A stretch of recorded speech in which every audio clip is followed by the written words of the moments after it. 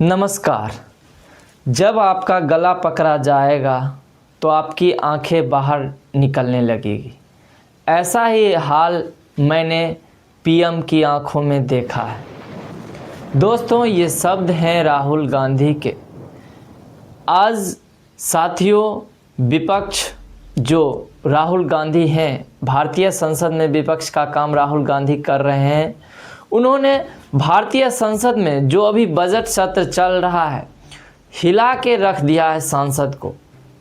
सवाल पर सवाल, सवाल पर सवाल सत्ता पक्ष द्वारा जवाब ना के बराबर दिया जा रहा है। साथियों, सवाल उचित हो या अनुचित हो, लेकिन पूछना विपक्ष का दायित्व है।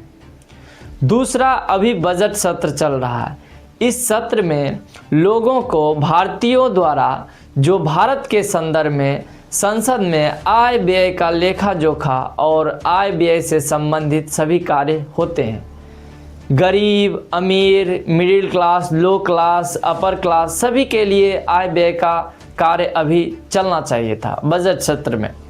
किंतु भारतीय संसद एक अखाड़ा बन गया है, जिसमें विपक्ष द्वारा सवाल पर सवाल किया जाता है और सत्ता पक्ष द्वारा उसके जवाब के रूप में सिर्फ इसी प्रकार मौन देखने को मिलता है। जवाब साफ साफ नहीं मिलता, चाहे वो मुद्दे अमेरिका, चाइना और एप्स्टीन फाइल्स, सभी पे जवाब साफ साफ बिल्कुल नहीं मिलता। सत्ता पक्ष इसका जवाब पूरी तरह से ना देते हैं, सिर्फ उसको टटोलते हैं, ममोड़ते हैं, बोलते हैं बस कुछ नहीं है, बस उससे निकल गए थे, गलती से ये हो गया। ऐसा कब तक चलेगा और ऐसा क्यों चल रहा है संसद में, जिसके लिए हमारे जनता द्वारा उन्हें चयन करके भेजा जाता है कि वह संसद के प्रति अपना उत्तरदायित्व निभाएंगे, लेकिन वे अपना दायित्व निभाने में असमर्थ हैं। समर्थ बनने की कोशिश लगातार किया जा रहा है राहुल गांधी द्वारा। राहुल गांधी सत्ता पक्ष से सवाल पूछते हैं। हाल ही में अमेरिका और भारत के बीच डील हुई, जो कई महीनों से भारत और अमेरिका के बीच विवाद चल रहा था। बहुत ज़्यादा टैक्स वो अपने देश पे, भारत देश पे लगा रहे थे। दोनों के संबंध दिन पर दिन बिगड़ते जा रहे हैं। लेकिन हाल ही में जो डील हुई है, उसकी सराहना करने के बजाय बिल्कुल राहुल गांधी उन पे टूट पड़े हैं। राहुल गांधी ने देखा कि अमेरिका जो भारत के साथ डील किया है, उसमें किसानों का हानि, उसमें भारतीय डाटा जो डिजिटल डाटा है उसका दुरुपयोग का शंका जताई है। राहुल गांधी द्वारा किसानों पे जो टैक्स बढ़ेगा, जो किसान जो अमेरिका से व्यापार करेंगे, अमेरिकी किसान का प्रोडक्ट जो अमेरिका में बनाएंगे वो भारतीय बाज़ार में बेचेंगे तो बहुत ही सस्ता बेचेंगे। इस सस्ता बेचने के कारण भारतीय माल, जो भारतीय किसान है, वही चीज़ उनका महंगा होगा। इसलिए भारतीय किसान इससे प्रभावित होंगे। दूसरी ओर डिजिटल फाइनेंस मिनिस्टर एक डिजिटल लोग बहुत सारे डाटा का मतलब हम उस संदर्भ में कह रहे हैं जो हम अपने फ़ोन, मोबाइल में हम लोग अपना डाटा शेयर करते हैं, चाहे आधार कार्ड से लेके विभिन्न प्रकार के बैंक खाते, फ़ोटो, ये सब डाटा होते हैं, डिजिटल डाटा। दोस्तों, हाल ही में फाइनेंस मिनिस्ट्री द्वारा भारत के डाटा के संदर्भ में अमेरिका को एक हॉलीडे को लेकर विपक्ष द्वारा, यानी कि राहुल गांधी द्वारा इन पे सवाल उठाए हैं। दूसरी दोस्तों, हाल ही में फाइल आई, उस एप्स्टीन फाइल में दोस्तों, इस फाइल में भारत के बहुत बड़े जो केंद्रीय मंत्री हैं, जो पेट्रोलियम और गैस मंत्री हैं, हरदीप सिंह पुरी के ऊपर बहुत बड़ा इल्ज़ाम राहुल गांधी द्वारा लगाया गया। इस कारण से सत्ता में रहे लोगों में हड़कंप मच गए, बवाल मच गया। आखिर ऐसा हरदीप सिंह पुरी को क्यों राहुल गांधी द्वारा एप्स्टीन फाइल में जिक्र किया गया है, ऐसा सवाल उठाया गया।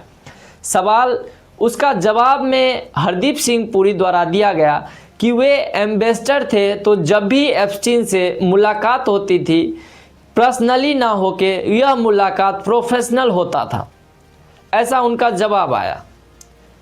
और राहुल गांधी द्वारा जब यह सवाल पूछा गया, वो भी बिना पूर्व बताए, तो यह एक प्रकार का संसद का उल्लंघन बताया गया, संसदीय नियमों का उल्लंघन बताया गया, जिसके कारण से राहुल गांधी डिसिप्लिनरी एक्शन हो सकता है राहुल गांधी पर।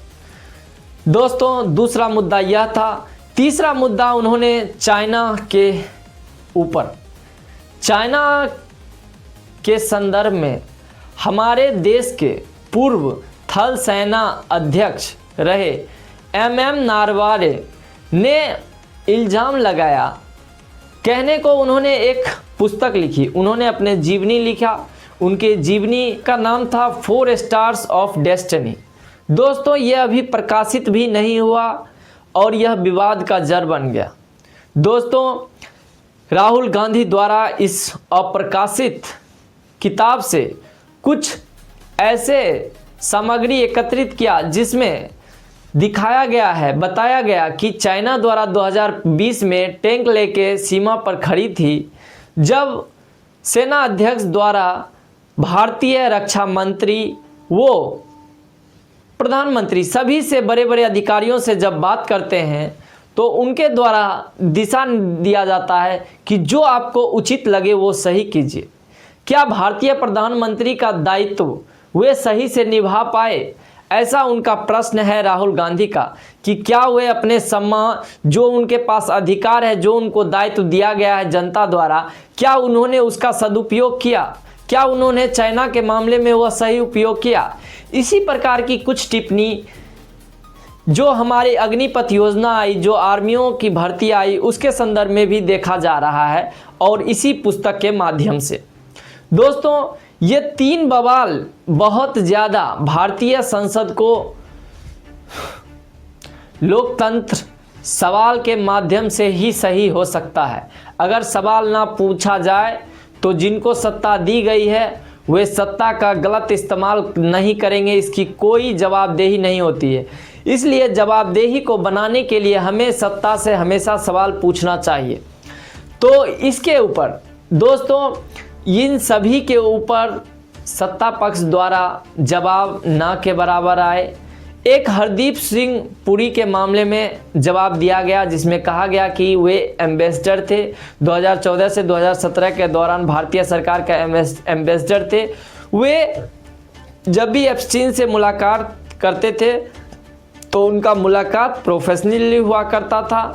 दूसरी, चाइना वाले किताब, जो चाइना के विवाद पे जो MA नारवारे द्वारा जो लिखा गया किताब है, उसमें अप्रकाशित रहते हुए संसद में इसकी प्रस्तुति नहीं की जा सकती, इसका बीजेपी द्वारा इसका खंडन किया गया।